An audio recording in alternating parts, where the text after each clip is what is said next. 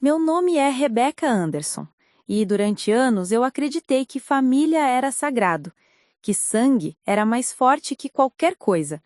Mas tem coisas que você só descobre quando é tarde demais. Quando a pessoa que deveria te proteger é a mesma que enfia a faca pelas costas. Minha irmã não roubou apenas meu vestido de noiva.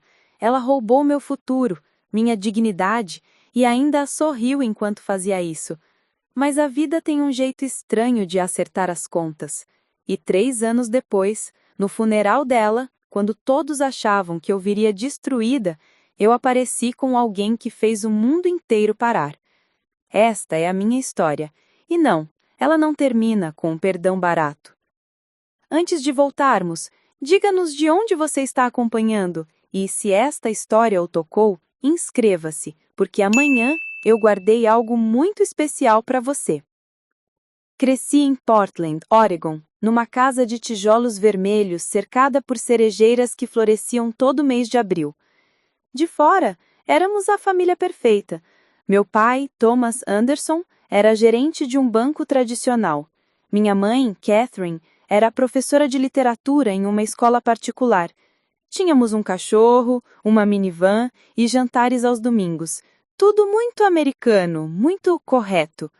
Mas dentro daquela casa, as regras eram diferentes. E eu aprendi cedo que amor, ali, era algo que se distribuía com injustiça. Eu era a filha mais velha, Rebecca, a responsável. A que tirava notas perfeitas, a que ajudava nas tarefas, a que nunca reclamava. Minha irmã, Stephanie, era 4 anos mais nova e, desde que nasceu, foi tratada como se fosse feita de cristal. Chorava, todos corriam. Quebrava algo, a culpa era do objeto. Mentia. Ela ainda é criança, Rebecca, você precisa entender. Eu entendia. Entendia que eu não importava da mesma forma. Lembro de um Natal. Eu tinha 11 anos. Eu pedi uma máquina de costura, pequena, dessas de brinquedo, porque eu já amava criar coisas com as mãos. Passava horas desenhando vestidos em cadernos velhos, imaginando texturas, cores, histórias que cada peça poderia contar. No dia de Natal, abri meu presente, um kit de material escolar, canetas, cadernos, réguas. Útil, prático, sem alma. Stephanie ganhou uma boneca que custava mais de $300, com guarda-roupa completo, malas de viagem em miniatura e até um estúdio fotográfico de brinquedo. Ela brincou com aquilo por 3 dias e depois abandonou tudo no canto do quarto. Quando questionei minha mãe, ela disse: Rebecca, você é mais madura, você não precisa dessas coisas. Como se maturidade fosse um prêmio que te tirava o direito de ser criança. Stephanie cresceu sabendo que podia ter tudo sem esforço. Eu cresci sabendo que precisava merecer migalhas. E ainda assim, eu a amava. Protegia. Quando esquecia a lição de casa, eu fazia por ela. Quando brigava com amigas, eu mediava. Quando chorava, eu abraçava. Porque, no fundo, eu ainda acreditava que um dia ela veria o quanto eu fazia por ela, que um dia seríamos irmãs de verdade. Eu estava errada. Na adolescência, as diferenças entre nós ficaram ainda mais gritantes. Eu era quieta, focada, levava a sério meus estudos. Queria estudar design de moda, trabalhar numa grande marca, criar algo que fosse meu. Stephanie era o oposto.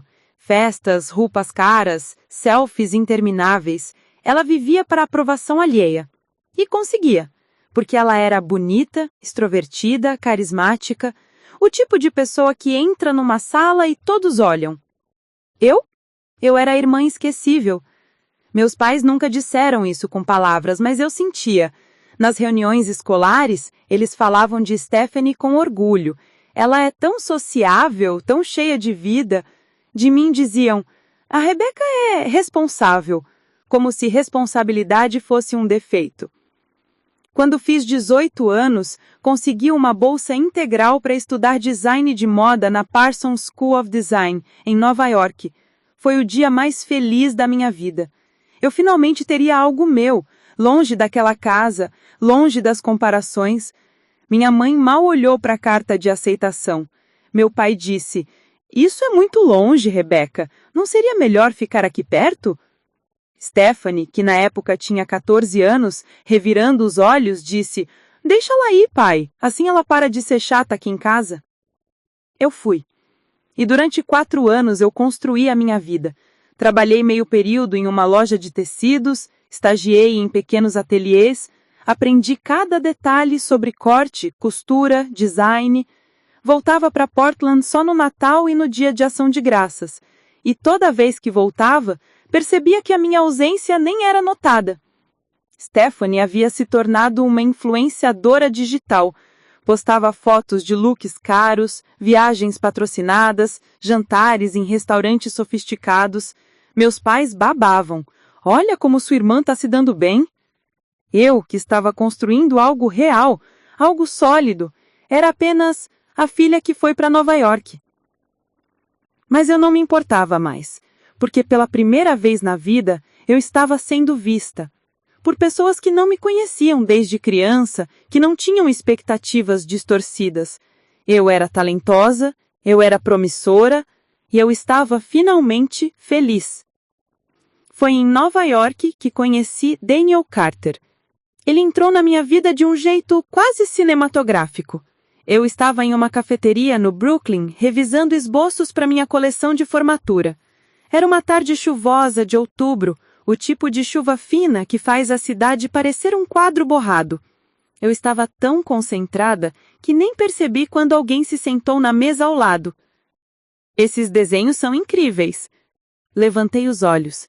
Ele era alto, tinha cabelos castanhos levemente bagunçados, olhos verdes que pareciam genuinamente interessados.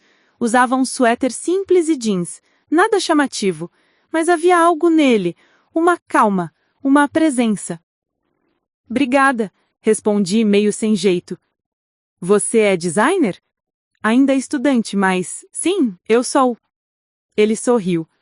E naquele sorriso eu vi algo que nunca tinha visto antes. Alguém que me olhava como se eu fosse interessante. Não útil, não responsável, interessante. Começamos a conversar. Descobri que ele era arquiteto, trabalhava em um escritório no centro de Manhattan. Amava a cidade da mesma forma que eu, não pela agitação, mas pelos detalhes. As escadas de incêndio enferrujadas, as livrarias escondidas, os murais em becos esquecidos. Nos meses seguintes, Daniel se tornou minha pessoa. Não de forma sufocante, mas natural. Ele aparecia na saída das minhas aulas com café, me levava para ver exposições em galerias pequenas, lia meus cadernos de anotações sobre design e fazia perguntas inteligentes. Ele me via, realmente me via. E, pela primeira vez, eu me permiti acreditar que merecia ser amada daquela forma. Quando nos formamos, ele foi promovido em seu escritório. Eu consegui um emprego em uma boutique de moda autoral, onde finalmente podia criar peças autorais. A vida estava se encaixando. E numa noite de junho, enquanto caminhávamos pela Brooklyn Bridge, Daniel parou no meio da ponte, segurou minha mão e disse: "Daniel, eu quero construir uma vida com você. Não porque você é perfeita, mas porque você é real. E eu te amo exatamente como você é." Ele se ajoelhou e eu disse sim, com lágrimas nos olhos. Voltei para Portland para contar a novidade. Stephanie estava lá, claro, agora com 22 anos, ainda morando com meus pais, ainda vivendo de publicidade em redes sociais. Quando mostrei o anel, ela olhou com uma expressão estranha. Não de felicidade, de cálculo. "Ele é bonito?" Foi a primeira coisa que ela perguntou. "Ele é incrível", respondi. Ela sorriu, mas era um sorriso que eu não reconheci. Deveria ter prestado atenção, deveria ter visto os sinais, mas eu estava feliz demais para perceber que a inveja já estava plantada e que em breve ela germinaria de uma forma que destruiria tudo. Preparar e narrar essa história nos tomou bastante tempo, então se você estiver gostando, inscreva-se no nosso canal, isso significa muito para nós. Agora, voltando à história. Voltei para Nova York com o coração leve e planos na cabeça. Daniel e eu decidimos que o casamento seria em Portland na primavera seguinte. Queríamos algo intimista, elegante, longe dos excessos. Um casamento que contasse nossa história e não que impressionasse desconhecidos. Comecei a planejar tudo nos mínimos detalhes. Como designer, eu tinha uma visão clara do que queria. Flores silvestres em tons pastéis, mesas de madeira rústica, luzes suspensas que criassem uma atmosfera acolhedora, e o vestido. Ah, o vestido! Era meu projeto mais pessoal. Passei meses desenhando, refazendo, ajustando cada linha. Queria algo que fosse atemporal, mas único. Seda italiana com bordados delicados à mão, um decote discreto, mangas longas em lença francesa. Cada ponto seria costurado por mim. Seria minha obra-prima. Não apenas um vestido, mas a materialização de tudo que eu havia aprendido, de tudo que eu era. Trabalhei nele nas noites após o expediente, em finais de semana, em cada momento livre. Daniel às vezes me encontrava no pequeno ateliê que eu montei em nosso apartamento, cercada de tecidos, com os dedos marcados por agulhas. "Você não precisa fazer tudo sozinha, Becca", ele dizia com carinho. "Eu sei, mas eu quero. Esse vestido precisa ser meu." Ele entendia. Sempre entendia. 3 meses antes do casamento, voltei para Portland para finalizar os últimos detalhes. A igreja já estava reservada, o buffet contratado, os convites enviados. Faltava apenas coordenar a decoração e, claro, fazer os ajustes finais no vestido. Levei a peça comigo, cuidadosamente embalada em uma caixa especial. Quando cheguei em casa, Stephanie estava lá. Ela havia se oferecido para me ajudar com os preparativos. "Afinal, eu sou a sua irmã. Quero que tudo seja perfeito para você", disse com um sorriso que parecia sincero. Eu quis acreditar. Depois de tantos anos de distância emocional, talvez aquele fosse o momento em que finalmente nos reconectássemos. Talvez o casamento fosse a ponte que nos traria de volta. Mostrei o vestido para ela.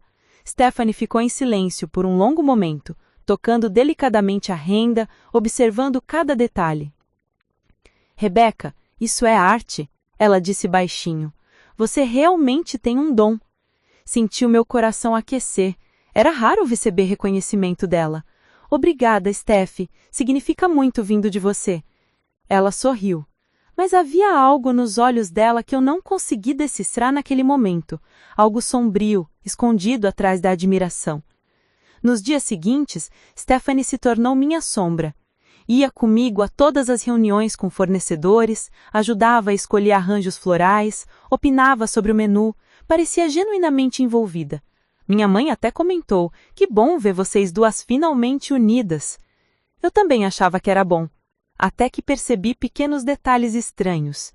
Daniel havia vindo para Portland uma semana antes do casamento. Ele ficou hospedado em um hotel no centro, já que meus pais eram tradicionais e achavam inapropriado que ficássemos juntos antes da cerimônia. Stephanie se ofereceu para buscá-lo no aeroporto. "Você está ocupada demais, deixa que eu cuido disso."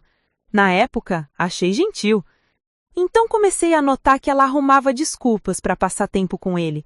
"Vou levar o Daniel para conhecer aquela cafeteria incrível." Ou, "O Daniel disse que queria ver o Parque das Rosas, vou levá-lo lá." Sempre com esse tom casual, como se fosse apenas hospitalidade. Daniel nunca pareceu incomodado. Ele era educado, gentil com todos. "Sua irmã é divertida, bem diferente de você, mas carismática." Algo apertou no meu peito, mas eu empurrei o desconforto para baixo. Eu não ia ser aquela noiva paranoica e insegura. Stephanie era minha irmã, Daniel era meu noivado, eu confiava neles. Mas então as coisas começaram a ficar mais estranhas. Uma tarde, voltei para casa mais cedo de uma reunião que havia sido cancelada. Entrei pela porta da cozinha e ouvi risadas vindas da sala. Eram Stephanie e Daniel, sentados no sofá, folheando algo no celular dela. Eles estavam próximos, não de forma inapropriada, mas próximos. Eles se afastaram rapidamente. Stephanie riu. "Tava mostrando pro Daniel umas fotos suas da adolescência. Meu Deus, Becca, você era tão séria." Daniel sorriu, mas pareceu levemente desconfortável. "Você chegou cedo." "Sim, a reunião foi cancelada."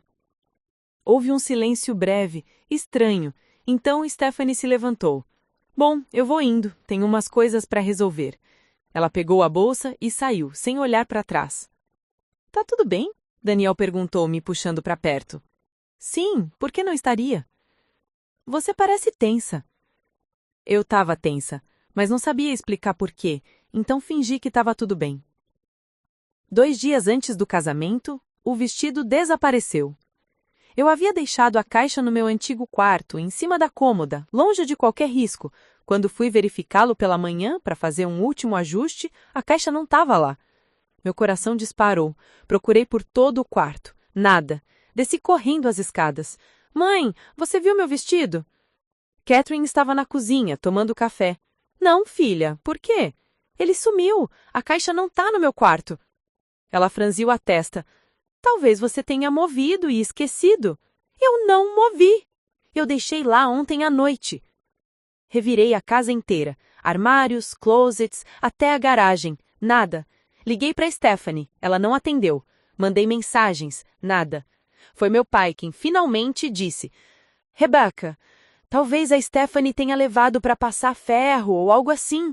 Ela anda ajudando tanto. Eu não acreditava nisso, mas não tinha outra explicação. Tentei ligar para Stephanie mais 20 vezes naquele dia. Todas caíram na caixa postal. Fui até o apartamento dela. Ninguém atendeu. Senti o pânico subindo pela garganta. O casamento era em 2 dias. 2 dias! À noite, recebi uma mensagem dela. Desculpa, estava ocupada. Conversamos amanhã. Ocupada? Meu vestido havia sumido e ela estava ocupada. Não dormi naquela noite. Fiquei acordada, reformulando mentalmente o que faria se o vestido não aparecesse. Talvez pudesse comprar algo pronto, ou pegar emprestado, mas nada seria como aquele vestido. Nada carregaria a mesma alma. Na manhã seguinte, Stephanie apareceu em casa.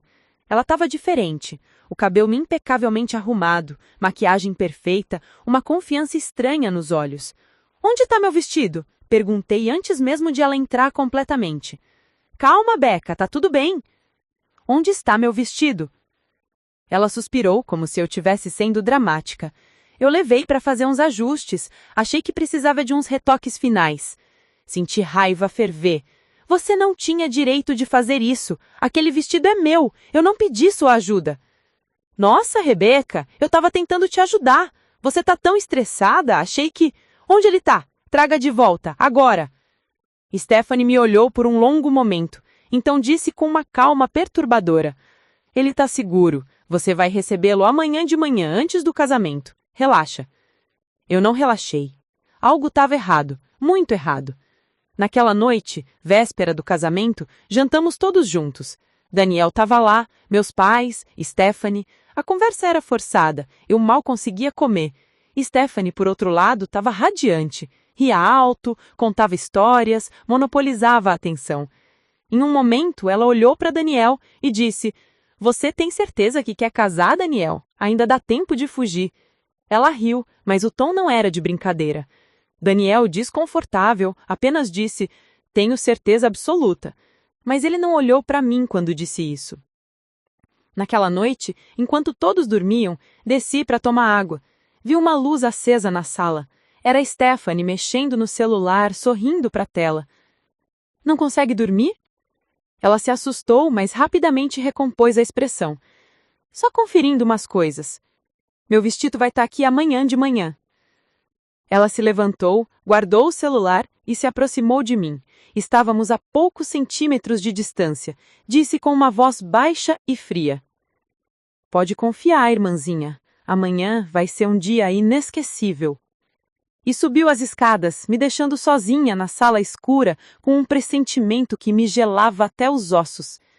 Eu não sabia, mas aquela seria a última noite em que eu ainda acreditava que a minha vida estava nos trilhos, porque no dia seguinte, tudo o que eu conhecia, tudo o que eu amava, seria destruído de uma forma que eu jamais imaginei possível. Acordei com o som do despertador às 6 da manhã. Meu corpo estava tenso, como se tivesse passado a noite inteira em posição de defesa. Olhei pela janela e vi o céu ainda tingido de rosa e laranja. Era um dia bonito. Deveria ser o dia mais feliz da minha vida. Mas havia um peso no peito que eu não conseguia ignorar.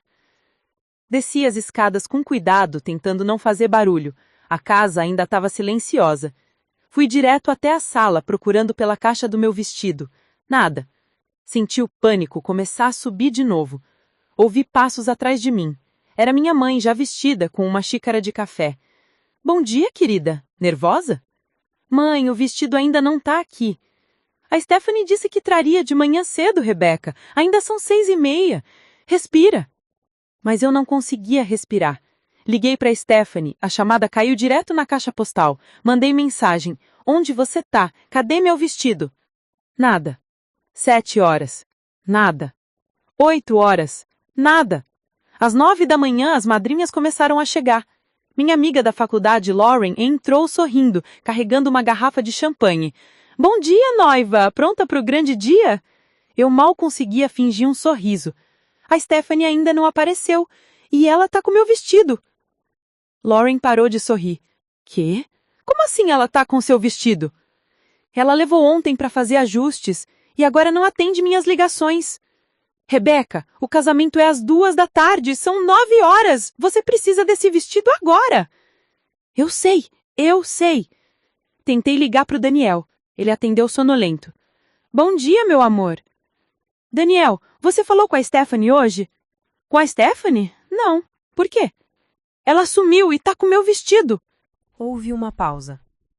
Ela deve estar a caminho. Calma, Becca. Mas eu não estava calma. Algo estava profundamente errado. Às 10 horas, minha mãe começou a ligar para parentes perguntando se alguém havia visto Stephanie. Ninguém sabia de nada. Meu pai saiu de carro para procurá-la pelo bairro. Nada. Às 11 horas, recebi uma mensagem dela.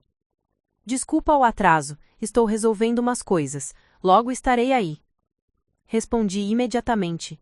Stephanie, meu casamento é daqui a 3 horas. Onde você está?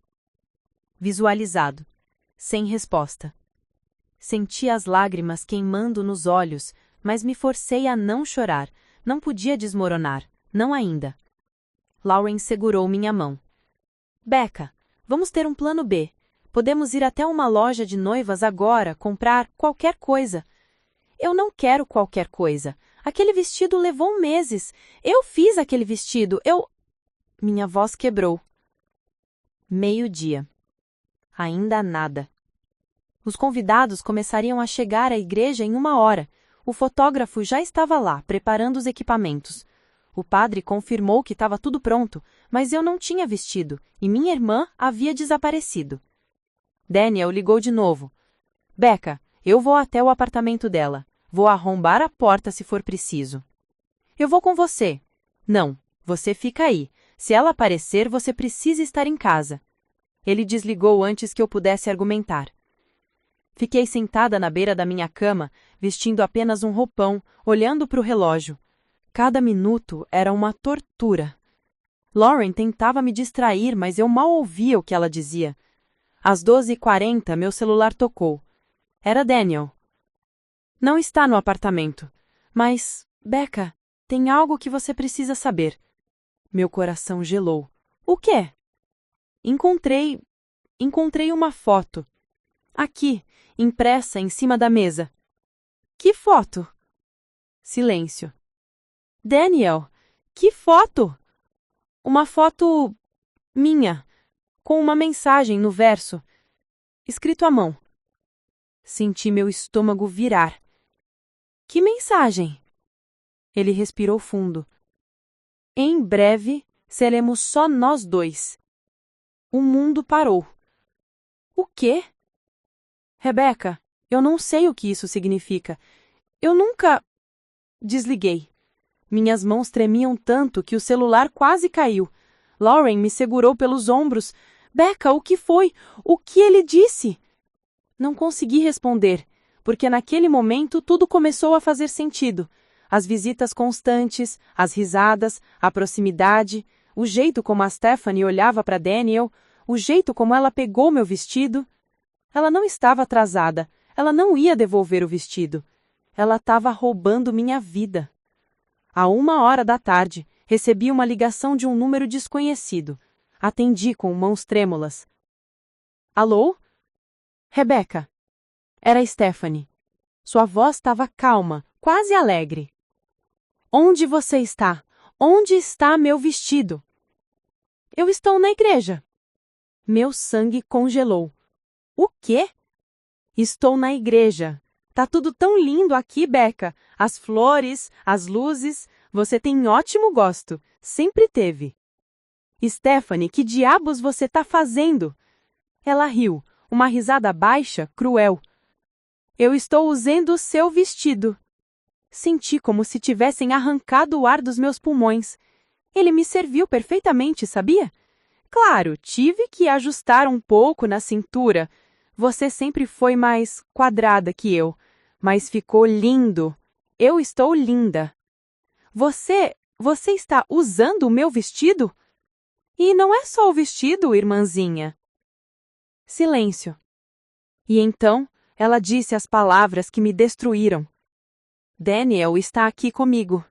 E ele escolheu ficar. Meu mundo desabou. Você tá mentindo. Estou. Liga para ele. Vai direto para a caixa de posta, não vai? Porque o celular dele está aqui comigo. Porque ele está aqui comigo. Lágrimas escorriam pelo meu rosto. Lauren me segurava, mas eu mal sentia. Por quê? Foi tudo que consegui sussurrar.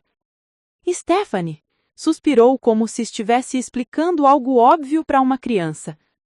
Porque você sempre teve tudo, Rebecca. A aprovação, o talento, a carreira brilhante.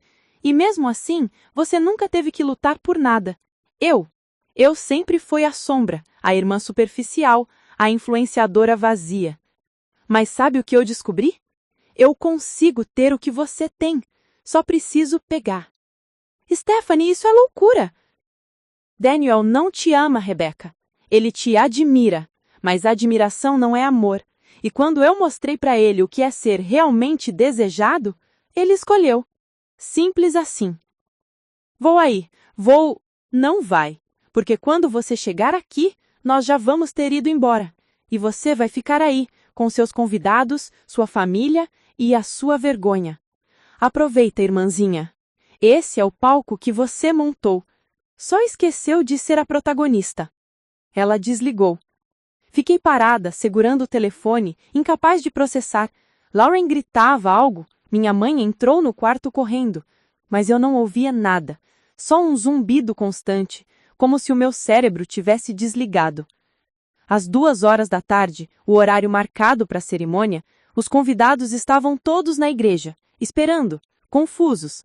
Meu pai teve que subir ao altar e anunciar que o casamento havia sido anulado, que havia acontecido um imprevisto familiar. As pessoas saíram murmurando, algumas com pena, outras com curiosidade mórbida. Eu fiquei em casa, ainda de roupão, sentada na beira da minha cama, olhando para o nada. Lauren não me deixou sozinha nem um segundo. Ela segurava minha mão, mesmo quando eu não reagia. Becca, fala comigo, por favor. Mas eu não tinha palavras, porque o que você diz quando descobre que a sua irmã roubou não só o seu vestido, mas a sua vida inteira? Às 6 horas da tarde, meu pai entrou no quarto. Ele parecia 10 anos mais velho. Sentou-se ao meu lado e disse com a voz quebrada: Rebecca, eu sinto muito. Nós nunca imaginamos que ela fosse capaz de algo assim. Olhei para ele e pela primeira vez na vida senti raiva. Raiva real, queimando como fogo. Vocês criaram ela assim, pai. Vocês deixaram ela acreditar que podia ter tudo sem consequências. E agora ela destruiu minha vida. Ele não respondeu, porque não havia resposta. Naquela noite, deitada na escuridão do meu quarto, tomei uma decisão. Eu não ia ficar ali. Não ia aceitar pena. Não ia ser a irmã traída, a noiva abandonada, a vítima da história. Eu ia sumir, ia reconstruir. E quando voltasse, se voltasse, seria irreconhecível. Porque Stephanie achou que tinha vencido. Achou que tinha me destruído. Mas ela havia apenas libertado algo dentro de mim que eu nem sabia que existia. E esse algo não perdoava.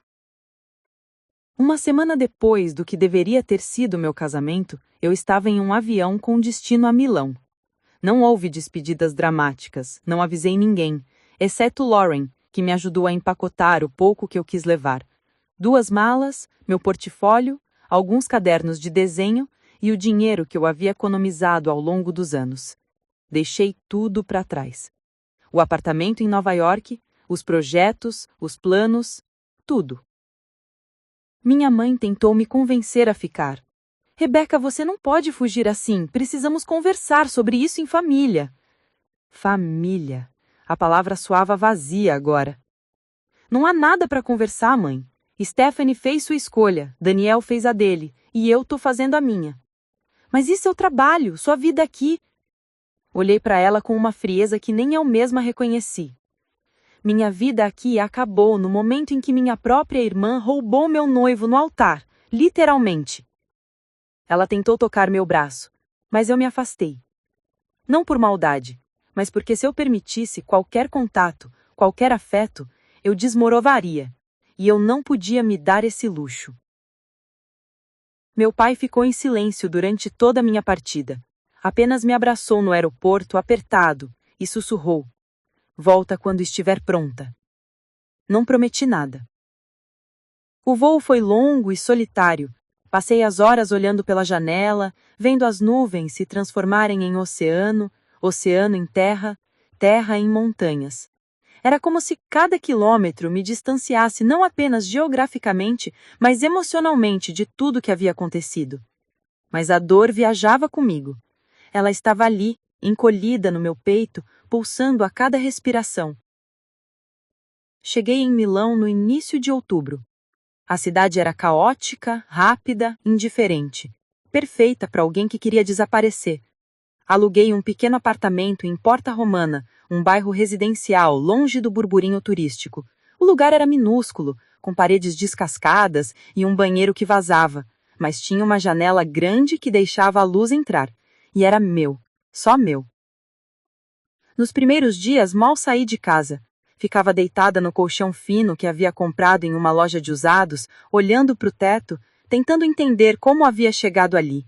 Como a Rebeca que planejava um casamento perfeito, que desenhava vestidos, que acreditava em finais felizes, havia se transformado nessa versão vazia de si mesma. Chorei muito. Chorei até não ter mais lágrimas. Chorei pela traição, pela humilhação, pela solidão, mas principalmente chorei pela versão de mim que havia confiado demais, amado demais, acreditado demais. Quando finalmente parei de chorar, algo mudou. Não foi um momento grandioso, não houve música inspiradora ou epifania cinematográfica. Foi apenas uma decisão silenciosa, tomada numa manhã cinzenta de terça-feira. Ou eu morria ali, afundada na própria dor, ou eu me levantava. Escolhi me levantar. Comecei devagar. Saía para caminhar pelas ruas estreitas do bairro, observando as pessoas, as vitrines, a arquitetura. Milão era a capital mundial da moda, mas também era uma cidade de camadas. Havia glamour nas avenidas principais, mas também havia vida real nos mercados de rua, nas tratorias familiares, nas oficinas escondidas. Comprei um caderno novo e voltei a desenhar. No início eram apenas rabiscos, formas sem sentido, linhas soltas. Mas aos poucos as formas ganharam estrutura. Voltaram a ser roupas, vestidos, casacos, peças que contavam histórias. Precisava de trabalho. Meu dinheiro não duraria para sempre. Comecei a bater em portas de pequenos ateliês, mostrando meu portfólio, explicando em um italiano quebrado que eu era designer, que precisava de uma chance. A maioria me dispensava com educação. Não estamos contratando. Você precisa de visto de trabalho. Milão é difícil, ragazza. Volta para casa. Mas eu não tinha casa para voltar. Após 3 semanas de rejeições, entrei em um pequeno ateliê em Brera, escondido em um beco. A fachada era discreta, quase invisível. Dentro havia um caos organizado de tecidos, máquinas de costura antigas e manequins com roupas pela meia. Uma mulher de umas 60 anos, cabelos grisalhos presos num coque bagunçado, olhou para mim por cima dos óculos. Posso ajudar? Estou procurando trabalho. Sou designer. Posso costurar, fazer ajustes, qualquer coisa. Ela me olhou de cima a baixo como se estivesse avaliando não apenas minhas habilidades, mas minha alma. Portfólio. Abri minha pasta com mãos trêmulas. Ela folheou em silêncio, demorando-se em alguns desenhos, passando rapidamente por outros. Depois de longos minutos, fechou a pasta e disse: Você tem talento, mas talento não é suficiente aqui. Preciso de alguém que trabalhe duro, que não tenha medo de sujar as mãos, que entenda que moda não é glamour, é suor. Eu entendo. Mesmo. Olhei nos olhos dela. Eu não vim para Milão buscando glamour. Vim buscando recomeçar, e eu estou disposta a fazer o que for necessário. Ela me estudou por mais um momento, então assentiu. Você começa amanhã, 6 da manhã. Se atrasar, não volta. Não atrasei, nem naquele dia, nem em nenhum outro. Trabalhar com Sra. Juliana foi uma das experiências mais duras e mais transformadoras da minha vida. Ela era exigente, impaciente e não tolerava erros, mas ela também era brilhante. Ela havia trabalhado nas maiores casas de moda italianas nos anos 80 e 90, antes de abrir o seu próprio ateliê. Ela conhecia cada técnica, cada segredo, cada atalho. E ela me ensinou tudo. Passava os dias costurando vestidos de noivas, vestidos de prata, ternos sob medida. Trabalhava 12, 14 horas por dia. Meus dedos viviam marcados por agulhas. Minhas costas doíam. Mas pela primeira vez em meses, eu me sentia viva. À noite, voltava para o meu apartamento exausta, mas com a mente clara. Não pensava mais em Stephanie. Não pensava mais em Daniel. Pensava em bainhas, em caimentos, em como fazer uma manga perfeita. Julia anotou meu progresso. Após 3 meses, ela me permitiu trabalhar em peças mais complexas. Depois de 6 meses, me deixou criar designs originais para clientes específicos. Você está melhorando, ela disse uma tarde, observando um casaco que eu havia terminado. Mas ainda há algo faltando. O quê? Ela tocou meu peito, bem no centro. Aqui. Suas peças são tecnicamente perfeitas, mas não tem alma. Você está criando com a cabeça, não com o coração. Meu coração está quebrado, respondi sem pensar. Ela me olhou com uma suavidade que nunca havia visto nela. Então conserta, porque até que você faça isso, suas roupas nunca serão mais do que tecido e linha. Aquelas palavras me assombraram por semanas. Como eu consertava um coração quebrado? Como eu voltava a sentir quando havia construído muros tão altos ao meu redor? A resposta veio de forma inesperada. Era uma sexta-feira chuvosa de abril, eu estava no ateliê sozinha, organizando tecidos, quando a porta se abriu. Entrou um homem alto, terno impecável, cabelos escuros levemente grisalhos nas têmporas. Ele tinha uma presença que preenchia o espaço sem esforço. Buonasera, a senhora Julia está? Ela saiu mais cedo hoje. Posso ajudar? Ele olhou ao redor e então para mim. Preciso de um terno, sob medida. Tenho um evento importante em 2 semanas. Posso tirar suas medidas e passar as especificações para ela. Ele sorriu. Um sorriso pequeno, mas genuíno. Você mesma não faz? Eu sou assistente. Assistente que desenha aquilo? Ele apontou para um caderno aberto em cima da mesa onde eu havia rabiscado alguns croquis durante a pausa. Senti meu rosto esquentar. Sim, mas são só estudos. Ele se aproximou, olhou os desenhos com atenção. Estes não são só estudos, são excelentes. Obrigada. Qual seu nome? Rebecca. Rebecca Anderson. Americana? Sim. Eu sou Alessandro. Alessandro Moretti. O sobrenome me soou familiar, mas não consegui localizar de onde. Ele percebeu minha confusão e riu. Não se preocupe. Não sou famoso. Apenas trabalho com investimentos. Empresas, principalmente. Tiramos as medidas. Ele era educado, conversava facilmente, fazia perguntas sobre meu trabalho, sobre como havia chegado a Milão. Não contei toda a verdade. Apenas disse que precisava de um recomeço. Ele não pressionou. Apenas assentiu, como se entendesse. Quando estava saindo, ele se virou. Rebecca, você deveria assinar suas próprias peças. Você tem olhar para isso. Talvez um dia. Não talvez, definitivamente. Ele saiu deixando um cartão em cima do balcão. Alessandro Moretti, CEO, Moretti Global Investments. Foi só quando pesquisei o nome naquela noite que entendi. Alessandro Moretti não era apenas um investidor. Ele era um dos homens mais poderosos da Itália. Seu bruto controlava empresas de tecnologia, moda e móveis. Ele estava em listas da Forbes, frequentava jantares com primeiros ministros. E ele havia entrado no meu pequeno ateliê, pedido um terno e me tratado como igual. 2 semanas depois, quando veio buscar o terno, ele ficou impressionado. Ficou perfeito. Melhor do que eu imaginei. Fico feliz que tenha gostado. Ele vestiu o paletó, ajustou os punhos, olhou-se no espelho, então se virou para mim. Rebeca, posso te fazer uma pergunta pessoal? Hesitei. Pode? Por que você está aqui? Uma designer com o seu talento, trabalhando como assistente em um ateliê escondido? Respirei fundo e, pela primeira vez em meses, contei a verdade. Não todos os detalhes, mas o suficiente. A traição, a fuga, o recomeço. Alessandro me ouviu em silêncio. Quando terminou, ele disse: Obrigado por confiar em mim. E saiba disso, quem te traiu, perdeu mais do que você. Porque você vai se reerguer. Eles vão ficar presos na própria pequenez. Aquelas palavras plantaram algo em mim. Não amor, ainda não, mas esperança. E às vezes, esperança é tudo o que você precisa para começar a consertar um coração quebrado. Alessandro começou a aparecer no ateliê com uma frequência que parecia casual, mas que eu sabia que não era. Sempre tinha uma desculpa. Precisava ajustar o terno, queria encomendar uma camisa, buscava um presente para a irmã. Julia notou, claro. Ela não era uma mulher que deixava detalhes passarem despercebidos. Aquele homem não vem aqui pelos ternos, ela disse uma tarde, depois que Alessandro havia saído. Não sei do que está falando. Ela riu, um som rouco de quem já tinha visto muita coisa na vida. Rebeca, eu tenho 63 anos, já vi muitos homens apaixonados entrando nesse ateliê.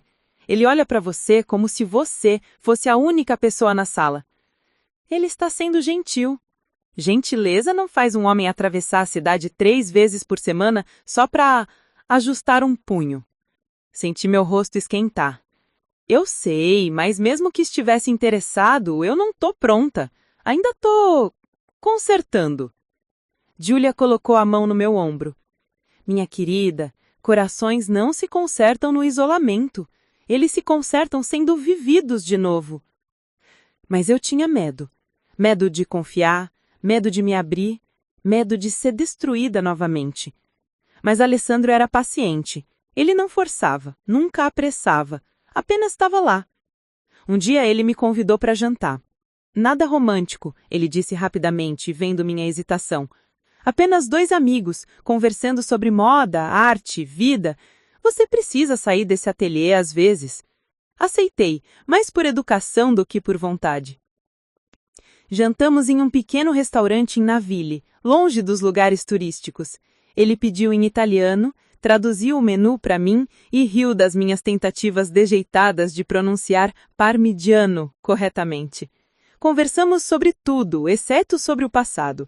Ele me contou sobre como havia construído seu império do zero, sobre os erros que cometeu, sobre a solidão que vinha com o sucesso.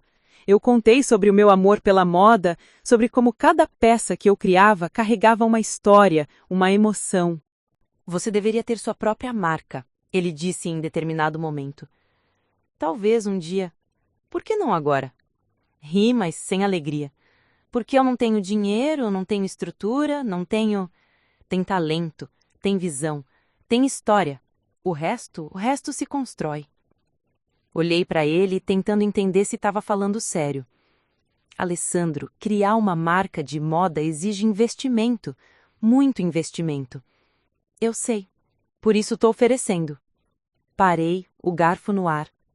O quê? Quero investir em você, não como caridade, como negócio. Você cria as peças, eu forneço o capital inicial e as conexões. Dividimos os lucros. Você nem me conhece direito. Conheço o suficiente e confio no que vejo. Passei a noite inteira acordada, pensando na proposta. Era arriscado, era assustador, mas também era a oportunidade que eu nunca teria sozinha. Na manhã seguinte, liguei para ele. Aceito, mas com uma condição. Qual? Isso é estritamente profissional, nada além de negócios. Houve uma pausa breve. Então ele disse com uma voz que carregava algo que eu não conseguia identificar. Como você preferir, Rebeca. Nos meses seguintes, trabalhei mais do que nunca havia trabalhado na vida. Alessandro alugou um espaço pequeno em Porta Garibaldi, contratou 2 costureiras experientes e me deu liberdade total para criar. Desenvolvi minha primeira coleção com uma obsessão quase doentia. Cada peça precisava ser perfeita, cada detalhe impecável. Não era apenas sobre roupas, era sobre provar para mim mesma que eu era mais do que a garota que havia sido traída, que eu tinha valor além do que qualquer pessoa pudesse me tirar. A coleção se chamava Renascimento. Eram 12 peças, vestidos que transitavam entre fragilidade e força, cores suaves que escondiam estruturas rígidas, bordados delicados sobre tecidos resistentes. Cada roupa era uma metáfora da minha própria jornada. Alessandro esteve presente em cada etapa, não como um investidor distante, mas como um parceiro. Ele ouvia minhas ideias, oferecia perspectivas, me desafiava quando achava que eu estava me acomodando. Este vestido tá lindo, mas tá seguro, ele disse uma vez, apontando para um design. Você tá criando para agradar ou para expressar? Para vender. Não. Você cria para tocar. Vender é consequência. Ele estava certo. Refiz o vestido 3 vezes até sentir que estava realmente dizendo algo. A apresentação da coleção foi em um espaço pequeno durante a Semana de Moda de Milão. Não era um dos grandes desfiles, mas Alessandro usou as conexões para trazer editores importantes, compradores, influenciadores do mundo da moda. Na noite anterior ao desfile, eu estava à beira de um ataque de pânico. E se ninguém gostasse? E se fosse um fracasso? E se eu tivesse desperdiçado o investimento de Alessandro? Ele apareceu no ateliê às 11 da noite e me encontrou rodeada de tecidos refazendo pela 5ª vez a bainha de um vestido. Rebeca, para! Ainda não tá perfeito. Ele segurou minhas mãos, me fazendo parar. Tá perfeito. Tá mais do que perfeito. Mas você nunca vai achar que tá bom o suficiente porque não é sobre os vestidos. É sobre você ainda achar que precisa provar o seu valor. Olhei para ele, sentindo as lágrimas ameaçarem cair. E se eu falhar? Então você tenta de novo. Mas, Rebeca, você não vai falhar. Confia em mim. E pela primeira vez em muito tempo, eu confiei. O desfile foi um sucesso, além das minhas expectativas mais otimistas. As peças foram recebidas com aplausos calorosos. 3 grandes lojas de departamento fizeram pedidos na mesma noite. Uma editora da Vogue Itália me procurou pessoalmente para marcar uma entrevista.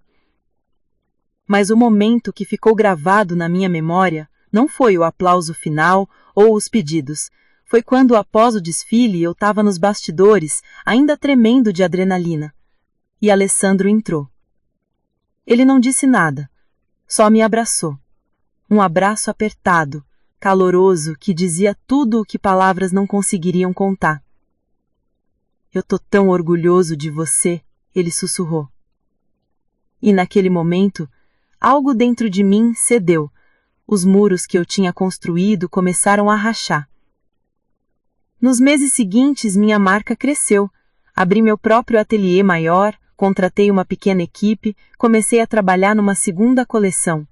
A imprensa de moda italiana me chamou de a nova promessa americana em Milão. O meu Instagram, que eu havia abandonado por meses, voltou a crescer, mas agora com um público diferente. Pessoas que se importavam com design, com arte, com substância. Alessandro e eu nos tornamos inseparáveis, não apenas como parceiros de negócio, mas como amigos. Ele me levava para jantares após dias longos de trabalho, me apresentou a um mundo de óperas, exposições de arte, conversas intelectuais que me faziam pensar além da moda. E em algum lugar no meio de tudo isso, eu me apaixonei. Não foi um momento dramático, não houve fogos furtivos ou declarações grandiosas. Foi gradual, silencioso, como um amanhecer que você não percebe até que o céu já está totalmente iluminado. Percebi que estava apaixonada numa noite de inverno. Estávamos no apartamento dele, trabalhando em projeções financeiras para a próxima coleção. Ele estava concentrado, de óculos, as mangas da camisa enroladas, e eu simplesmente olhei para ele e pensei, eu não quero estar em nenhum outro lugar. Ele percebeu meu olhar e sorriu. Que foi? Nada, só... Obrigada. Por tudo. Ele tirou os óculos, se inclinou para a frente. Rebeca, preciso te dizer algo. Meu coração acelerou. O quê? Eu sei que você pediu para mantermos as coisas profissionais, e eu respeitei isso. Mas eu não posso mais fingir que isso é só negócio para mim.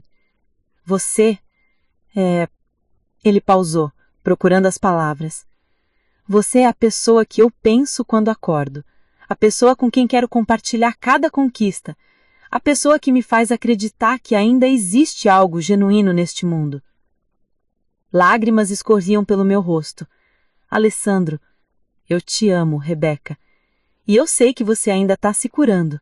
Eu sei que ainda há medo. Mas eu vou esperar. Vou esperar o tempo que for necessário. Levantei, caminhei até ele e, pela primeira vez desde que havia chegado a Milão, permiti que alguém entrasse completamente. Beijei-o, e naquele beijo havia tudo o que eu não conseguia dizer em palavras. Gratidão, medo, esperança, amor. Quando nos separamos, ele segurou meu rosto com delicadeza. Você tem certeza? Não, mas quero tentar. Ele sorriu. Isso é tudo o que eu preciso. Nossa relação foi diferente de tudo o que eu havia vivido antes. Não havia jogos, não havia incertezas. Alessandro era presente, constante, honesto. Ele me amava pelos meus defeitos, pela minha teimosia, pela minha intensidade. E pela primeira vez, eu me permiti ser amada sem medo de que fosse arrancado de mim. 6 meses depois, durante uma viagem a Veneza, ele me pediu em casamento. Não foi em um lugar turístico ou numa grande produção. Foi num pequeno barco, navegando pelos canais ao entardecer, apenas nós dois. Rebecca Anderson, você me faz querer ser um homem melhor todos os dias.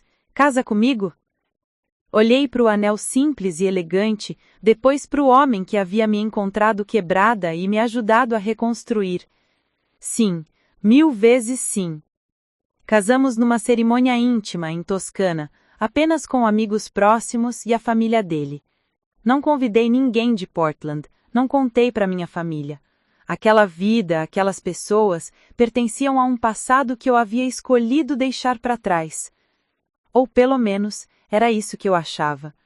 Porque 3 anos depois, uma ligação mudaria tudo. Uma ligação que me traria de volta para o lugar de onde eu havia fugido. E dessa vez, eu não voltaria como a Rebeca destruída. Voltaria como a Rebeca Moretti. E eles não estariam preparados para o que veriam. A ligação chegou numa terça-feira de manhã, enquanto eu revisava os últimos ajustes da minha terceira coleção. O número era desconhecido, mas o código de área era de Portland. Hesitei antes de atender. Fazia 3 anos que eu não tinha contato com ninguém de lá. Alô? Rebeca? Era a voz de Lauren, minha antiga amiga, a única pessoa daquela vida que ainda mantinha meu número. Lauren, oi. Houve uma pausa estranha. Eu podia ouvir a respiração dela do outro lado, hesitante. Rebeca, eu não sei como te dizer isso. Meu estômago se apertou. O que aconteceu? É a Stephanie. Ela morreu. O mundo ficou silencioso por um momento. Não de choque, não de dor. Apenas silêncio. Rebeca, você está aí? Estou. Como? Acidente de carro. Há 3 dias. O funeral é amanhã. Sentei-me devagar na cadeira do meu escritório, tentando processar a informação. Stephanie estava morta. Minha irmã, a pessoa que havia me traído da forma mais cruel possível, não existia mais. Esperava sentir algo, raiva, alívio, tristeza, mas só havia vazio. Rebecca, eu sei que as coisas ficaram complicadas, mas seus pais estão destruídos. Seu pai me ligou perguntando se eu sabia como te contatar. Eles querem que você venha. Não sei se consigo. Eu entendo. Mas acho que você vai se arrepender se não vier. Não pela Stephanie, mas por você. Para fechar esse ciclo de vez. Desliguei e fiquei sentada em silêncio por longos minutos. Alessandro entrou no escritório, percebeu imediatamente que algo estava errado. Amore, o que foi? Contei. Ele me ouviu em silêncio, depois se ajoelhou na minha frente e segurou minhas mãos. Você quer ir? Não sei. Parte de mim quer deixar tudo isso enterrado, mas outra parte precisa de encerramento. Assenti. Tenho medo de voltar e sentir tudo de novo, a dor, a humilhação. Alessandro acariciou meu rosto. Você não é mais aquela mulher, Rebecca. Você não é mais a garota que fugiu destruída. Você é a Rebecca Moretti. Você construiu um império. Você se reconstruiu. E se voltar, não vai ser como vítima, vai ser como sobrevivente. Você vem comigo? Se você quiser que eu vá, eu vou até o fim do mundo com você. Reservei os voos naquela mesma tarde. Portland, Oregon. A cidade que eu havia jurado nunca mais pisar. A viagem foi longa. Milão para Nova York para Portland. 20 horas de voo mais conexões. Alessandro segurou minha mão durante o trajeto todo, mesmo quando eu fingia que estava dormindo, mas na verdade eu estava só tentando controlar a ansiedade que crescia a cada quilômetro. Pousamos em Portland numa manhã nublada de quinta-feira. O funeral seria no dia seguinte. Reservamos um hotel no centro, longe da casa dos meus pais, longe de tudo que pudesse trazer memórias. Naquela noite, deitada na cama do hotel, olhando para o teto, Alessandro perguntou: Você quer visitar seus pais antes do funeral? Não, não estou pronta. E o Daniel, você acha que ele vai estar lá? O nome ainda causava um aperto no peito, mas diferente de antes. Não era mais dor, era já apenas lembrança distante. Provavelmente, afinal ele casou com ela. Alessandro ficou tenso. Ele casou com sua irmã? Sim. 2 meses depois do nosso casamento cancelado, eles casaram numa cerimônia íntima em Las Vegas. Lauren me contou na época. E você nunca me disse? Porque não importava mais. Eles ficaram com a versão de mim que existia naquela época. Eu criei uma nova. Ele me puxou para perto. Amanhã vai ser difícil, mas eu vou estar ao seu lado em cada segundo. Eu sei, e é por isso que eu vou conseguir. O dia do funeral amanheceu frio e chuvoso, típico de Portland no outono. Vesti-me com cuidado, escolhendo cada peça estrategicamente. Um conjunto preto de alfaiataria que eu mesma havia desenhado, corte impecável, tecido italiano. Sapatos Louboutin discretos, cabelo preso num coque baixo elegante. Maquiagem suave, mas impecável. Olhei para o meu reflexo no espelho. A mulher que me olhava de volta não era a Rebecca de 3 anos atrás. Era alguém que eu mal reconhecia, mais forte, mais serena, mais inteira. Alessandro vestia um terno cinza carvão, também sob medida. Juntos parecíamos saídos de uma revista. E talvez fosse exatamente essa a armadura que eu precisava. A cerimônia seria na mesma igreja onde meu casamento deveria ter acontecido. A ironia não passou despercebida. Quando chegamos, o estacionamento já estava cheio. Reconheci vários carros. Parentes distantes, amigos da família, pessoas que haviam testemunhado minha humilhação anos atrás. Respirei fundo. Alessandro apertou minha mão. Pronta? Não. Mas vamos.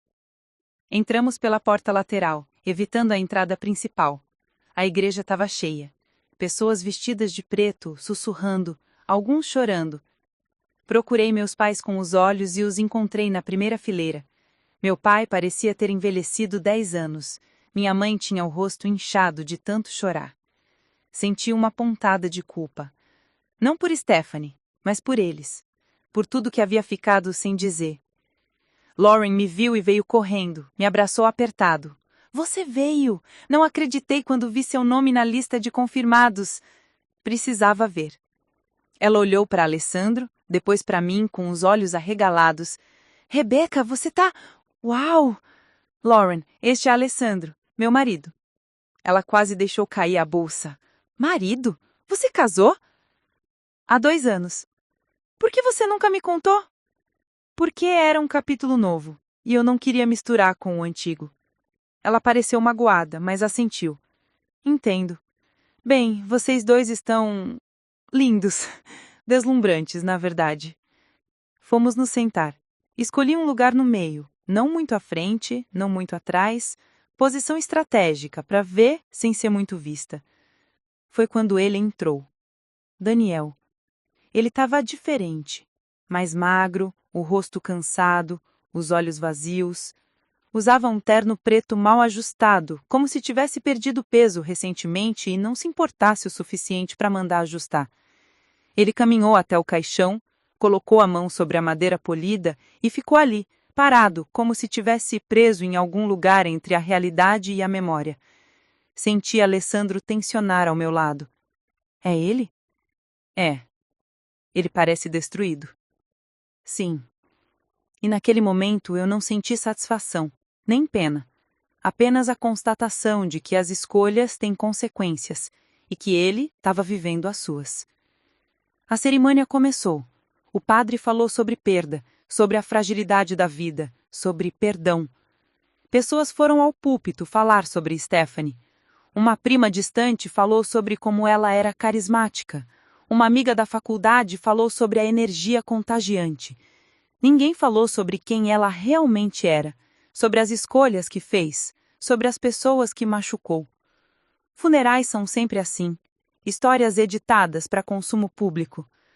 Quando o padre pediu que mais alguém quisesse falar, houve silêncio. Daniel olhou ao redor como se esperasse que alguém se levantasse. Ninguém o fez. Ele próprio se levantou, cambaleante, e foi até o púlpito. Stephanie era... Sua voz falhou. Ele limpou a garganta. Stephanie era complicada. Ela sabia o que queria e ia atrás, às vezes sem medir consequências. Houve murmúrios inconfortáveis na igreja. Nosso casamento foi intenso. Ela me fez sentir vivo, mas também perdido. E agora que ela se foi, eu percebo que passei os últimos 3 anos vivendo uma vida que não era minha, perseguindo algo que nunca foi real. Ele olhou diretamente para onde eu estava sentada. Nossos olhos se encontraram. Há 3 anos, eu cometi o maior erro da minha vida, e Stephanie pagou por esse erro tanto quanto eu. O silêncio na igreja era ensurdecedor. Ele desceu do púlpito, voltou para o seu lugar e cobriu o rosto com as mãos. Alessandro sussurrou. Você quer sair? Não. Quero ficar até o fim. Após a cerimônia, houve um velório na casa dos meus pais. Não queríamos ir, mas Lauren insistiu. Seus pais precisam ver você. Chegamos à casa com quase 1 hora de atraso, quando a maioria dos convidados já tinha ido embora. A casa estava exatamente como eu lembrava. Os mesmos móveis, as mesmas fotos nas paredes, como se o tempo tivesse parado. Meu pai nos viu primeiro. Ele estava na sala, sozinho, olhando para uma foto de Stephanie criança. Quando me viu, os olhos dele se encheram de lágrimas. Rebeca! Oi, pai. Ele se aproximou, hesitante, como se não soubesse se tinha permissão para me tocar. Eu dei o primeiro passo, o abracei. Ele desmoronou nos meus braços. Minha menina voltou. Sinto muito, pai, por tudo. Eu que sinto, por não ter te protegido, por ter deixado que tudo aquilo acontecesse. Fiquei ali, segurando meu pai enquanto ele chorava, sentindo o peso de 3 anos de silêncio finalmente sendo quebrado. Quando ele se acalmou, olhou para Alessandro. E você é o... Alessandro Moreccio, marido da Rebeca. Meu pai piscou, surpreso. Marido? Você casou? Casei, há 2 anos. E não nos contou? Não. Ele assentiu, a mágoa visível nos olhos, mas sem julgamento. Você tá bem? Você é feliz? Tô, pai. Muito feliz. Então é tudo o que importa. Minha mãe apareceu na porta da cozinha. Quando me viu, ficou paralisada. Então, devagar, caminhou até mim. Rebeca. Mãe. Ficamos uma de frente para outra, 3 anos de distância entre nós. Então ela disse com a voz quebrada. Você tá tão diferente. Tão... adulta. Muita coisa mudou. Eu sei. E eu preciso te pedir perdão por tudo. Por ter falhado com você. Por ter favorecido Stephanie quando não devia. Por não te defender quando deveria. Lágrimas escorriam pelo rosto dela. Perdi 2 filhas. Uma morreu. A outra eu expulsei com minha negligência. E agora eu vejo você aqui, tão forte, tão bem, e eu percebo que você não precisa mais de mim. Você se tornou quem é apesar de mim, não por causa de mim. Segurei as mãos dela. Mãe, eu perdoei você. Não imediatamente, mas com o tempo. Porque guardar raiva só me machucava. Ela me abraçou, apertado, desesperado. Te amo, minha filha, mesmo que eu nunca tenha sabido mostrar direito. Eu sei, mãe. Eu sei. Foi então que ouvi uma voz atrás de mim. Rebeca! Me virei. Era Daniel. Ele estava na porta, olhando para mim como se estivesse vendo um fantasma. Seus olhos percorreram meu rosto, meu corpo, finalmente pousando em Alessandro ao meu lado. Você voltou, ele disse, a voz quase inaudível. Vim para o funeral. Ele deu um passo para dentro. Parecia menor do que eu lembrava. Frágil. Você está... incrível. Não respondi. Ele olhou para Alessandro. E você é... Alessandro, com toda a elegância que lhe era natural, estendeu a mão. Alessandro Moreccio, prazer. Daniel apertou a mão dele mecanicamente, depois olhou de volta para mim. E foi nesse momento que eu vi. Nos olhos dele havia remorso, havia dor, havia a percepção tarde demais de que ele havia trocado o ouro por bronze. Rebeca, podemos conversar, em particular? Alessandro me olhou, deixando a decisão comigo.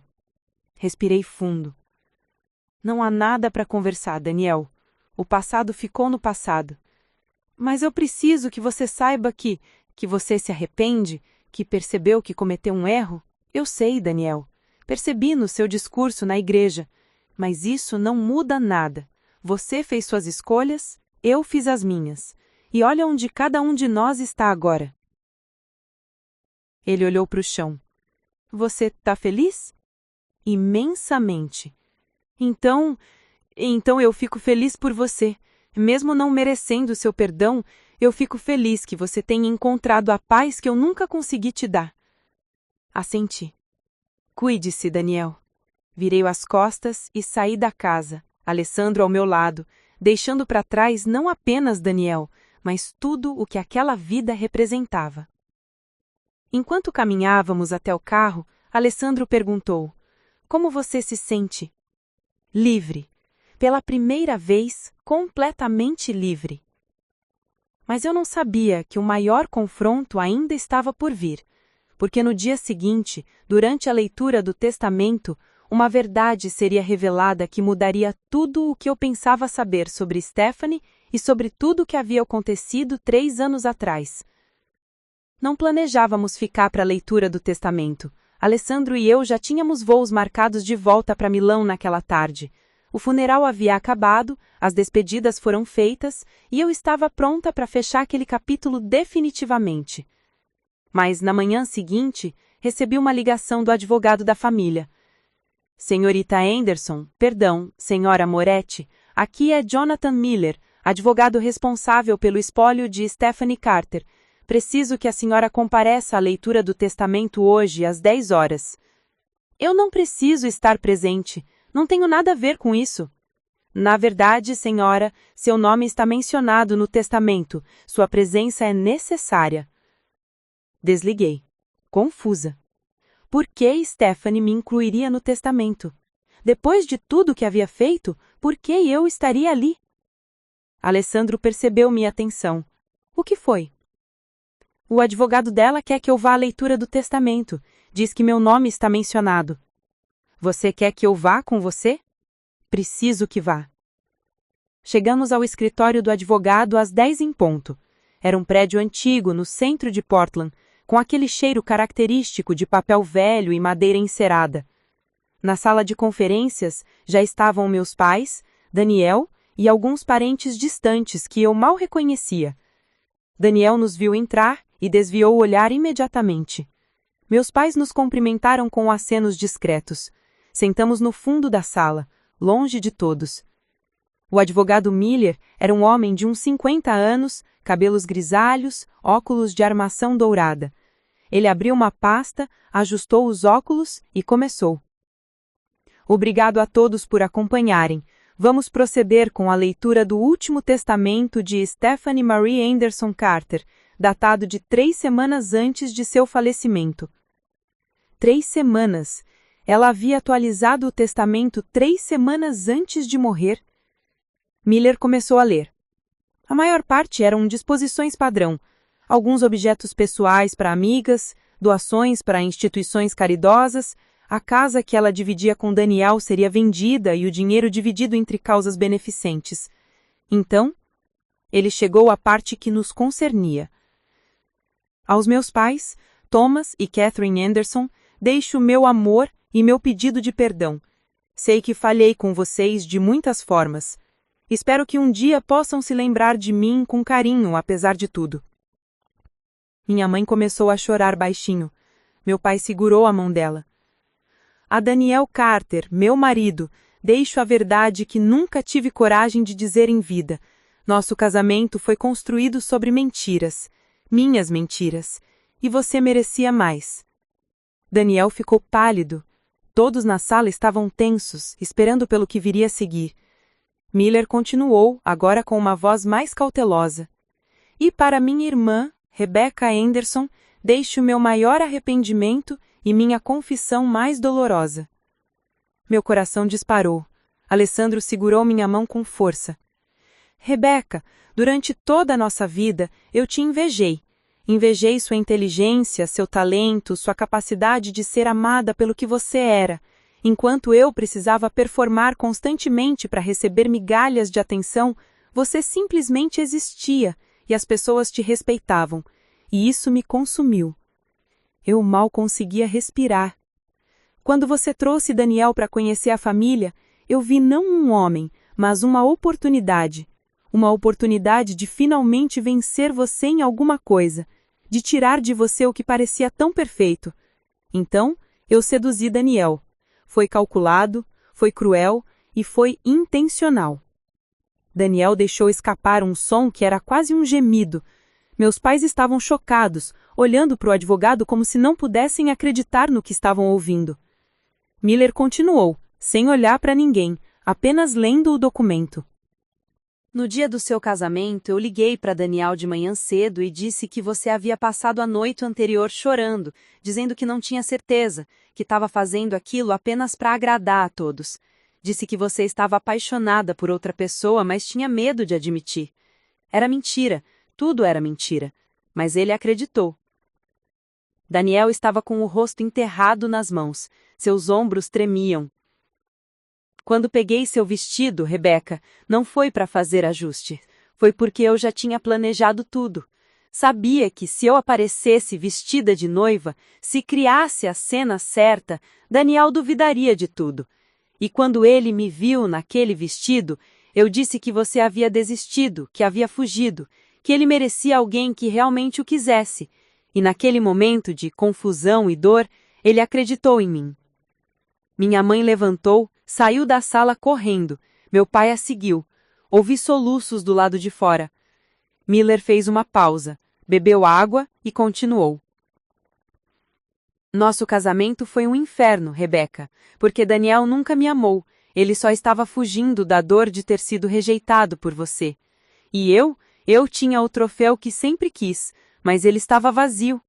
Cada dia ao lado dele era uma lembrança de que eu havia ganhado nada, pior que nada, havia perdido a única pessoa que realmente se importava comigo, apesar de todas as minhas falhas, minha irmã. Lágrimas escorreram pelo meu rosto, mas eu não soluçava, apenas deixava que caíssem em silêncio. Nos últimos meses eu descobri que estava doente. Não foi o acidente que me matou, Rebecca, era câncer, terminal. Os médicos me deram 6 meses, talvez menos. O acidente apenas acelerou o inevitável, e nesse tempo, enquanto encarava a morte, eu percebi algo. Você venceu. Não por ter me destruído, não por vingança, mas por ter escolhido se reconstruir em vez de se vingar. Lauren me mostrou suas fotos em Milão, sua marca de moda, sua nova vida. E eu chorei por dias, não de inveja dessa vez, mas de orgulho e de arrependimento. Alessandro apertou minha mão com tanta força que quase doeu, mas eu precisava daquela âncora. Então, Rebecca, deixo a você as únicas coisas de valor que possuo.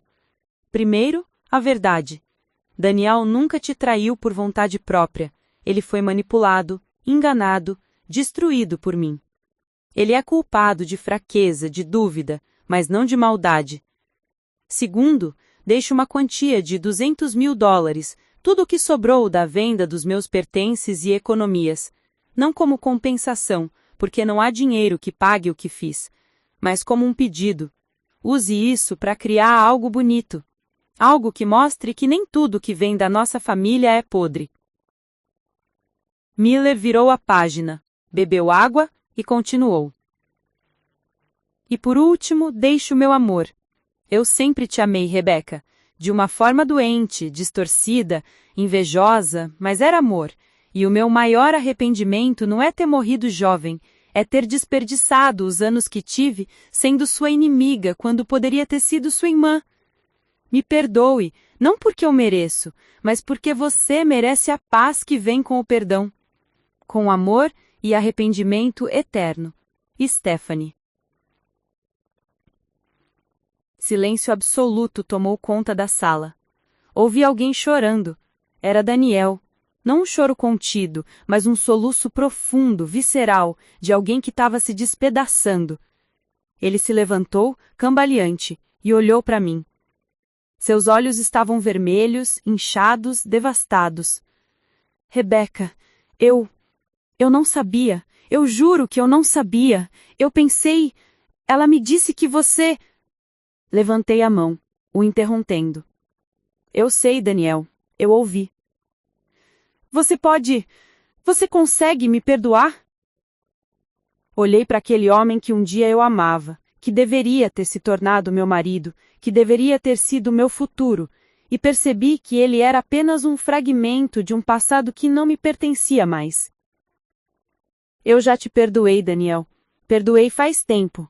Não por você, por mim. Eu destruí tudo. Não.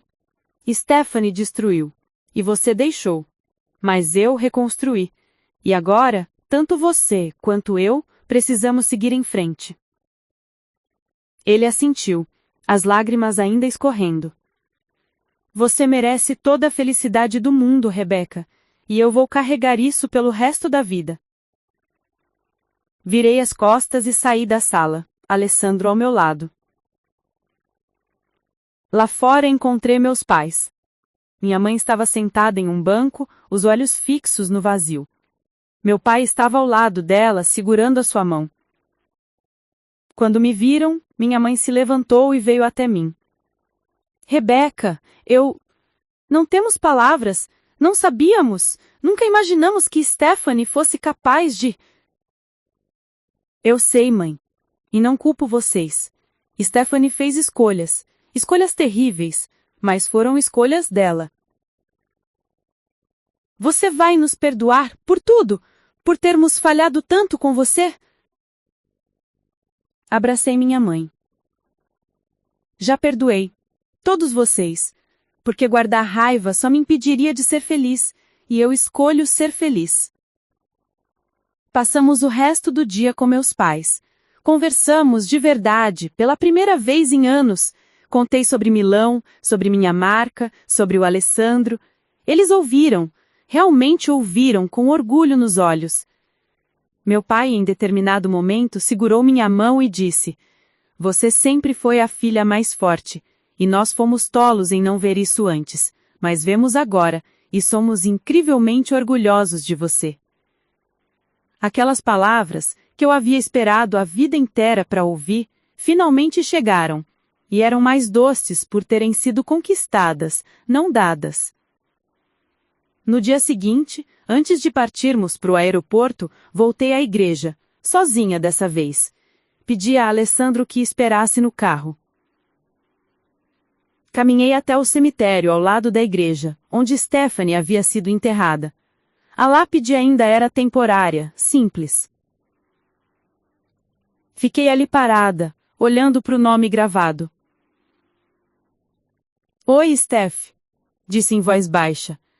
Não sei se você pode me ouvir, não sei se eu acredito nessas coisas, mas preciso dizer isso.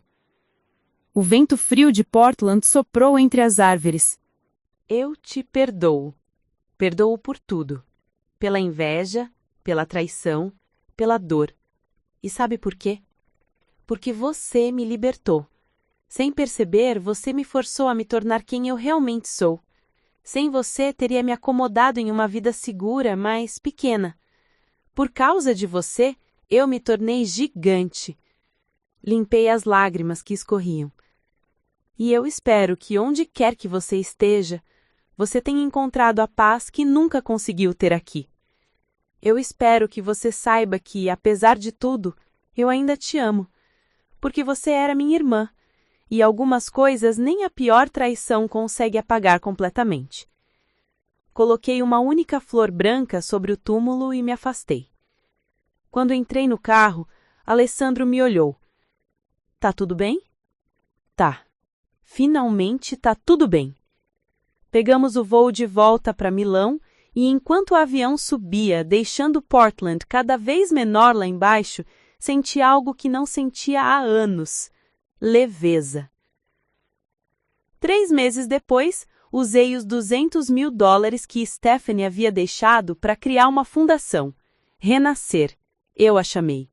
Uma organização que oferecia bolsas e mentoria para jovens mulheres que queriam trabalhar com moda, mas não tinham recursos. A primeira bolsista foi uma garota de Seattle, que havia perdido a mãe aos 16 anos e criava roupas como forma de terapia. Ela me lembrava de mim, quebrada, mas determinada a se reconstruir. Minha marca continuou crescendo. Abri lojas em Paris, Londres, Nova York. Fui capa de revistas de moda, palestrei em universidades sobre resiliência e reinvenção. Mas meu maior orgulho não era o sucesso profissional. Era acordar todos os dias ao lado de um homem que me amava pelo que eu era. Era ter reconstruído a relação com meus pais, agora baseada em respeito mútuo. Era poder olhar no espelho e gostar da mulher que me olhava de volta. 1 ano após o funeral, recebi uma carta. Era de Daniel. Nela, ele contava que havia se mudado para o Colorado, começado terapia e estava tentando reconstruir a sua vida. Agradeceu por ter me mostrado que perdão era possível e terminou dizendo: Você sempre foi a pessoa mais forte que conheci, Rebeca. E eu fui tolo em não valorizar isso quando tive a chance. Não respondi à carta. Não porque ainda guardasse mágoa, mas porque aquele capítulo estava encerrado, definitivamente. Hoje, quando conto minha história, as pessoas sempre perguntam: como você conseguiu superar algo tão doloroso?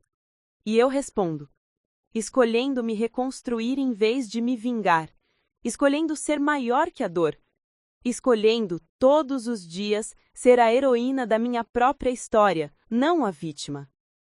Porque minha irmã roubou meu vestido de noiva e meu noivo. 3 anos depois, no funeral dela, quando todos acharam que eu viria destruída, congelaram ao ver quem apareceu. Não apareceu a Rebeca quebrada, humilhada, pequena. Apareceu Rebeca Moretti, empresária, esposa amada, mulher reconstruída.